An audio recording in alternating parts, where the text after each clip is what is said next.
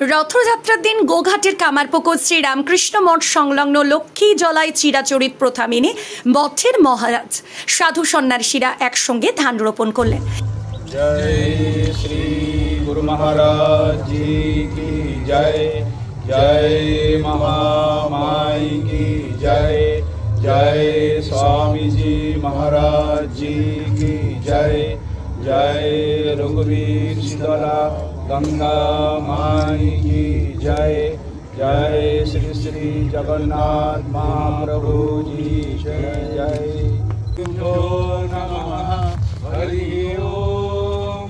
सहना भवतु सहनौ भुनक्तु सह वीर्यं करवावहै तेजस्वी नावधीतमस्तु मा विद्विषावहै।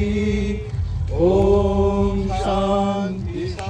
কামারপুকুর মঠ ও মিশনের অধ্যক্ষ স্বামী লোকোত্তরানন্দজি মহারাজ জানান, শ্রীরামকৃষ্ণের পিতা ক্ষুদিরাম চট্টোপাধ্যায় যখন তার দেশের বাড়ি ছেড়ে কামারপুকুরে এসেছিলেন তখন তার বন্ধু স্থানীয় সুখলাল গোস্বামী লক্ষ্মী জলায় প্রায় 2 বিঘা জমি তাকে দান করেছিলেন। ক্ষুদিরাম চট্টোপাধ্যায় প্রতি বছর তার আরাধ্য দেবতা রঘুবীরকে স্মরণ করে নিজে হাতে লক্ষ্মী জলায় ধান রোপণ শুরু করতেন। তারপর কৃষকরা বাকি ধান রোপণ করতেন। লক্ষ্মী জলায় ধান চাষ করেই সারা বছর সংসার চালাতেন ঠাকুর শ্রীরামকৃষ্ণের পিতা ক্ষুদিরাম চট্টোপাধ্যায়। তেনার তিরোধানের পর থেকে কামারপুকুর রামকৃষ্ণ মঠের মহারাজরা সেই প্রথা চালিয়ে আসছে।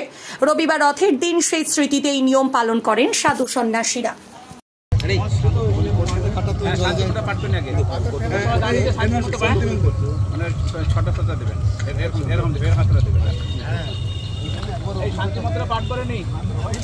রামকৃষ্ণ মঠ ও রামকৃষ্ণ মিশনে আজকে রথযাত্রার দিনে আমাদের যে জমি আছে সেখানে ধান রোপণ শুরু করলাম।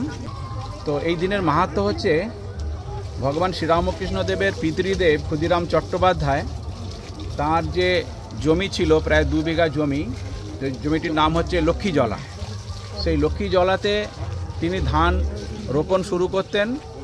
তার দেবতা, পূজিত দেবতা রঘুবীর, জয় রঘুবীর বলে তিনি 3টে গোছ ধান রোপণ করে দিতেন। তারপরে যে জন মনুষরা থাকতেন সেই জন মনুষরা তারা বাকি ধান রোপণ করতেন। তো সেই জমিতে লক্ষ্মী জলাতে যা ধান উৎপাদন হতো সেই উৎপাদিত ধানের দ্বারাই ক্ষুদিরাম চট্টোপাধ্যায়ের সংসার চলে যেত। সেই ছিল লক্ষ্মী জলার ইতিহাস।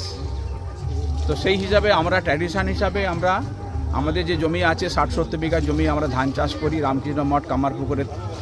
তো এইখান থেকে আমরা জমি ধান রোপণ শুরু করি এবং সেটা রথের দিনে শুরু হয়।